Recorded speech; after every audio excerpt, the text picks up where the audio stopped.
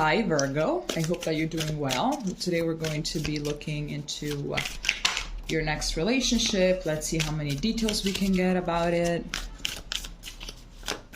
Let's see as well if it's going to be long lasting or not. Obviously the cards start falling so fast into the video. Okay.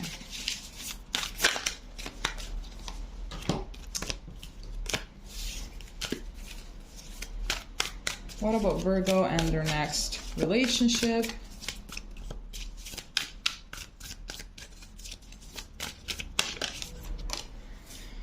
Okay, so starting off with this card. Wow, not really super positive now, in it.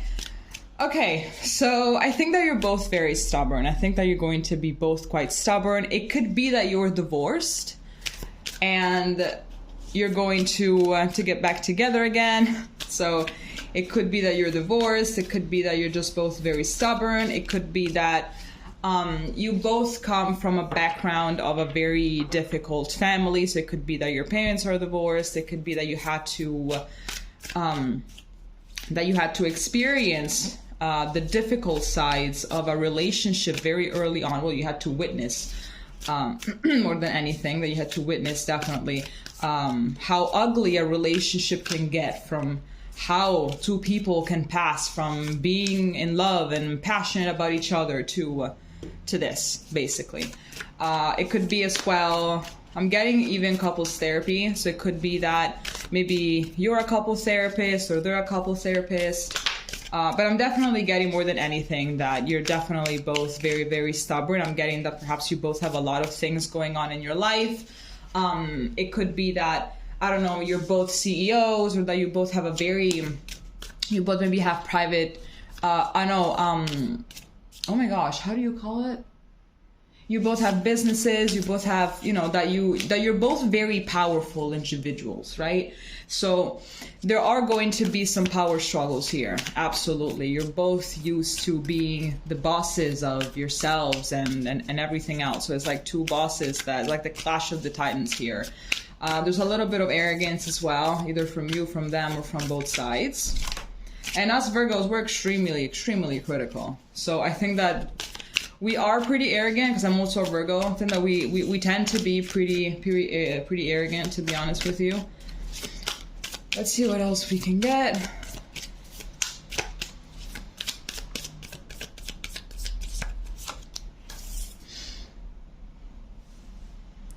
All right. So I'm getting a secretary. One of you might be a secretary. I'm getting as well that this is going to be someone that could be as well a writer. Yes, why not? They could be a writer. I'm getting as well that perhaps they're trying to publish their own book. So that's pretty nice. Someone that definitely is quite ambitious. Someone that has like a talent. Doesn't necessarily have to be writing. But I'm getting someone that has a talent and they want to make a living off of it. So even if they're not the boss of themselves, they will be, because I think that they're really they're trying everything that they can, that they're really planning how to use this talent, how to use this thing that just comes so natural to them as a way to make a living off of, which is pretty much what I'm doing, what a lot of creators are doing, what a lot of people are doing, which is great. I'm getting someone that if they really are this stubborn, if they really are like this, they really cannot stand working for someone else. It's like they can't really, there are a lot of people that they don't really care. They just go, they get their bag, they do whatever they want, it's fine. But there are some people that they just cannot absolutely work for people. They cannot be bossed around. They cannot have people telling them what to do. They can't. So from a way, if they actually manage to become the bosses of themselves, there's like obviously good for them.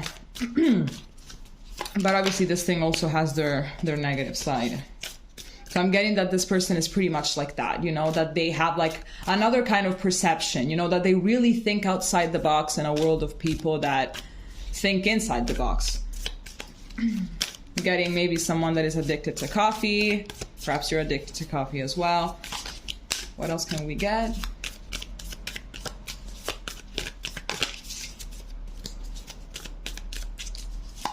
I'm getting someone as well that is more capable of describing what they're feeling, of communicating through writing. I feel like they, or through whatever artistic thing it is that they have, they feel more comfortable using that as a way to express emotions. It's like if they're like in an argument, like face to face, and everything has to be like, talked through, they wouldn't really be able to articulate themselves as well as they would if they were to use their artistic side.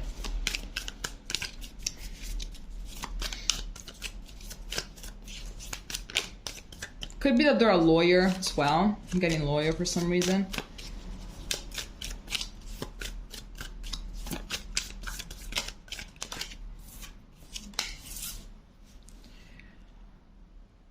Okay, so I've never picked this card before. There's like 158 cards in this deck, and I've never even seen all of them. So this is the first time that I'm seeing this. I'm getting someone that may have some issues, perhaps with sleep.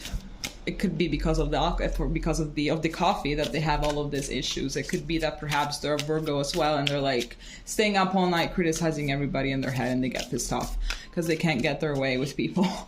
But I'm definitely getting someone that, yes, I think that they do have a little bit of a problem with sleeping. Maybe they suffer from insomnia. Someone that kind of takes some kind of medication in order to sleep. I'm getting as well someone that has quite like a lot of weird dreams, to be honest. I'm getting someone that has a lot of weird dreams. They're like those weird dreams that you have when you have like a fever or something. I feel like that's something that they definitely have. I feel like they don't really sleep a lot, maybe 3, 4, 5 hours at night, but they don't really sleep that much. I'm getting someone that uses white noises in order to sleep.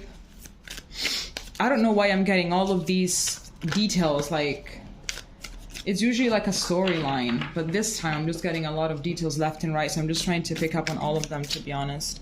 Okay, let's see with this deck what it says.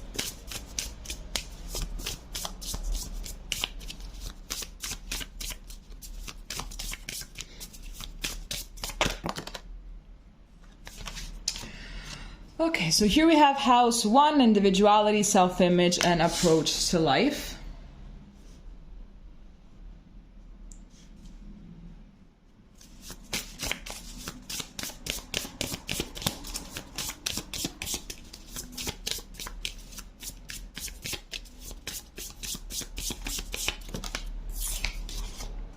Here we have Leo, so this person might be a Leo. Self-confident, loyalty, and creativity. Yes, speaking about being artistic.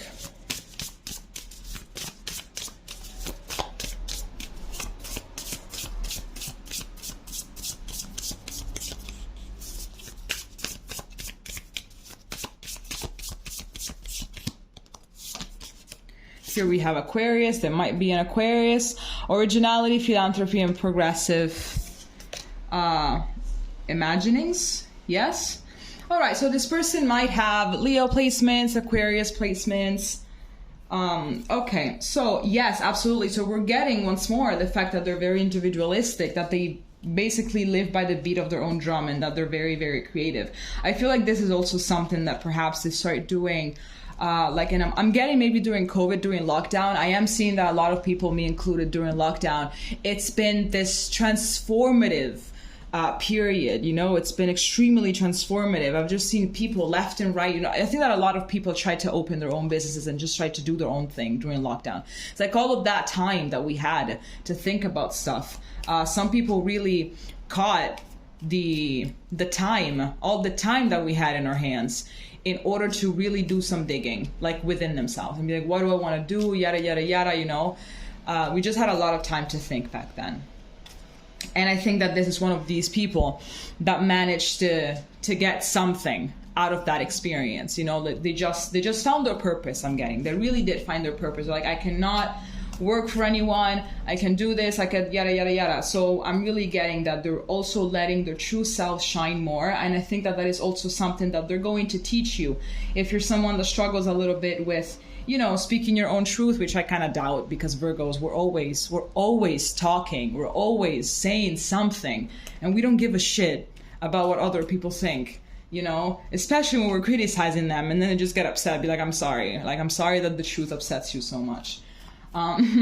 So I'm getting as well that if you were to see their pictures from like past years, you're gonna see that their style definitely changed a lot. I think that they really found a way to be more authentic, is what I'm getting, and I think that day by day they just become more and more authentic. Like they're really learning how to not please people. They're learning how to just not do that. I feel like they're also someone that wants to create the financial circumstance in order for them to do whatever they want when they want to do it. I'm getting someone that is quite disciplined. So it's not that this person is like a child, that they just want to do things whenever they want to do them. Because usually it's like that, right? Whenever I think that, well, me specifically, when I hear people say that, the first image that comes to my head is people that like, they really don't do things that they're also supposed to be doing in order to get somewhere in life. You know, like people that maybe, I don't know, they wanna lose weight. They're like, oh, today I'm supposed to go to the gym, but I don't want to, so I'm just gonna stay in. Absolutely not. This person, however, is still very disciplined. Also because of this, you know, idea that they have in their mind and stuff like that. So they are quite disciplined, but they don't really want to have anyone telling them what to do, and that's it. Can you blame them? Absolutely not.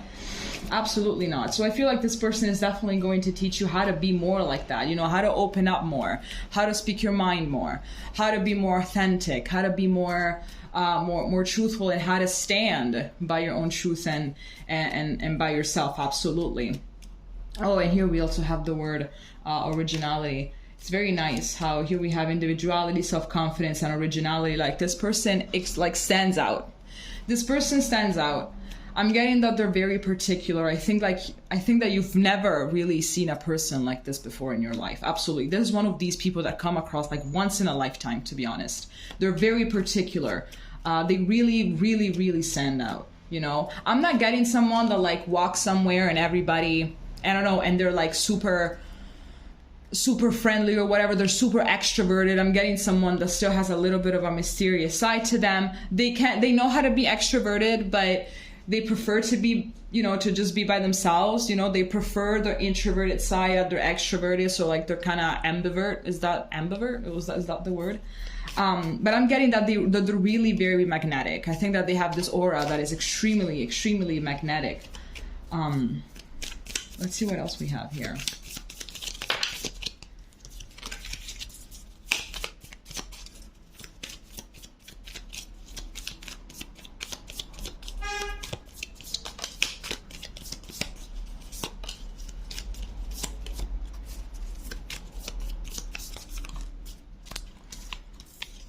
Okay, so here we have the chaser in a codependent relationship, fear of abandonment issues. Here we have addiction, codependent, obsession, possession, controlling, has a block, restraint. And then here we have the sword and rose, clarity, truth, revelation, solidarity, force, honor, protection, and power. So yes, let me see how I can put these. Is this fine?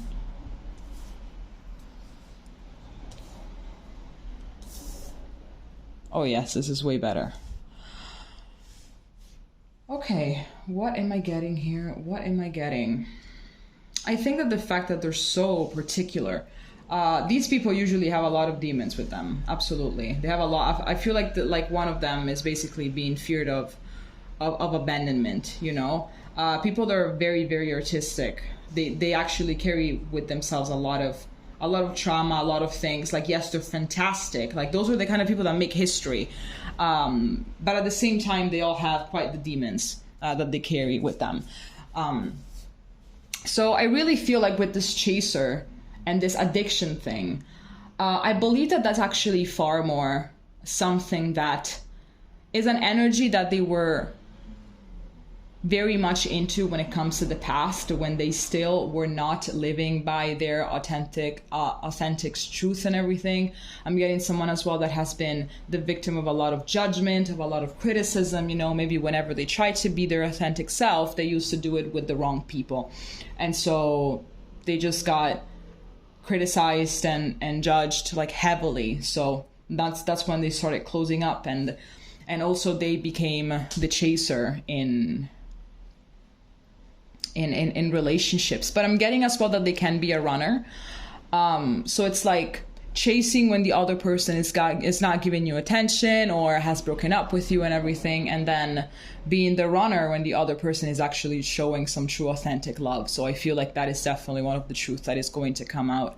I feel like this person is like basically evolving. This person is evolving, but I'm getting that you're obviously looking for something different. You're looking for something else. I'm getting as well that this person, exactly because they're very, very authentic, they are not really afraid to speak the truth. They're not afraid to even speak up maybe to people that other people wouldn't speak up against. So I'm getting someone that they would tell like harsh truth to their boss or whatever. They just tell people to their face what it is that they think about them whenever the occasion rises, of course. It's not that they don't like someone and just randomly go up to them and be like, hey, I think that you're a piece of shit. No, absolutely not. But in the middle of an argument or anything, they would literally speak their mind. And that's it. Which is very brave to do, but at the same time, is it always the answer? Nah. I learned that the hard way. It's not always the answer. Here we also have obsession, possession, and controlling. So it could be as well that they are going to be that way with you because they're scared of abandonment, that you're going to abandon them. I think that they don't really see the greatness in themselves just yet. Like, they are being authentic, they are evolving, but they're not really seeing just yet how amazing they are. Or it could be as well that you're the one that has these issues. Like, remember that these readings always go both ways. Let's see what else we can get here. Virgo and their next relationship. What else can we get here?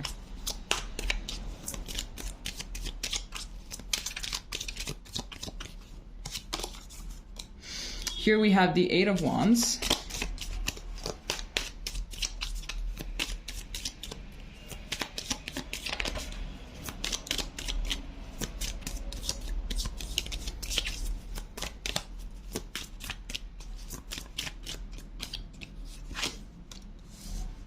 Here we have the Knight of Wands.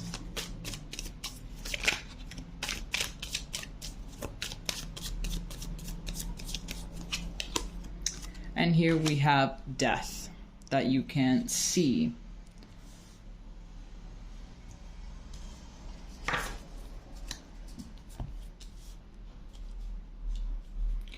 Okay, so I'm getting that this person, I think that things are going to pick up very quickly when you're going to meet this person. It could be that you're going to meet them on vacation. It could be that you're going to meet them somewhere that, you know, that is just not really nearby your house, that it's not really in the same place that you're in. The Knight of Wands, I think it's about traveling and stuff like that. The Knight of Wands, apart from the fact that it's like the fuckboy, fuckgirl card, but it doesn't mean that they're like that necessarily. I think it's Sagittarius. I don't really know. But I think it's Sagittarius, so I'm getting as well that this person might be a Sagittarius. But I'm getting that things are going to pick up very quickly when you guys are going to meet each other, eh? Like, definitely very, very quickly. I think that you're both going to be... I don't think that someone is going to be aggressive about it, or is going to be insistent. I think that you're both pretty much going to be on the same wavelength just as soon as you guys meet each other. Like, you're just going to start talking and talking and talking. There's a lot of...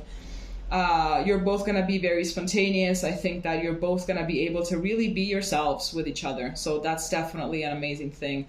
I feel like one of you, if not both of you, is also very adventurous. So it could be that you guys will travel together and will do a lot of things. I'm seeing a lot of sexual magnetism. Like, there's definitely going to be a lot of attraction here.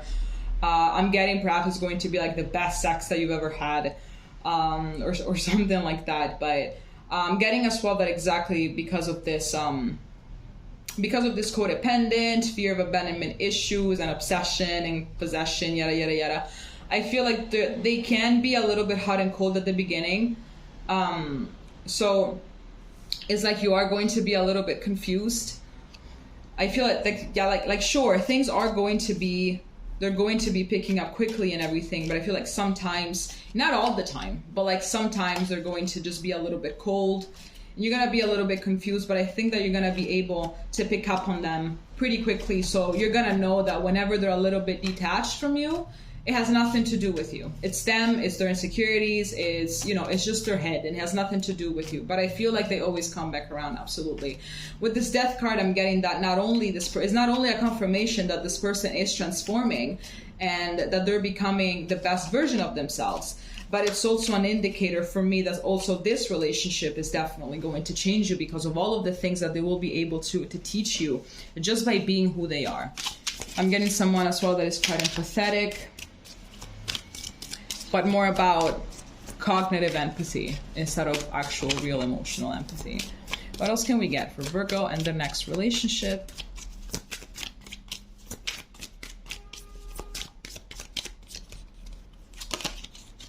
Here we have the Moon, again with the spheres and insecurities.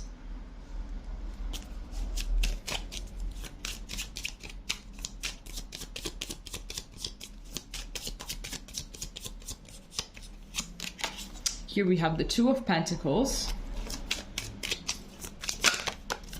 And here we have the Chariot. Okay, so yes, unfortunately, I'm not seeing anything that is going to last that long. I mean, I'm not seeing anything that is long-lasting. It could be that it's going to last years, God knows. But I'm not seeing anything in terms of marriage, in terms of, you know, stuff like that. In terms of a soul connection, I'm not seeing anything regarding that. Anything could be. Obviously, like, these readings are very general as well, so of course do not take it seriously, not by any stretch of the imagination can you take this seriously, absolutely not.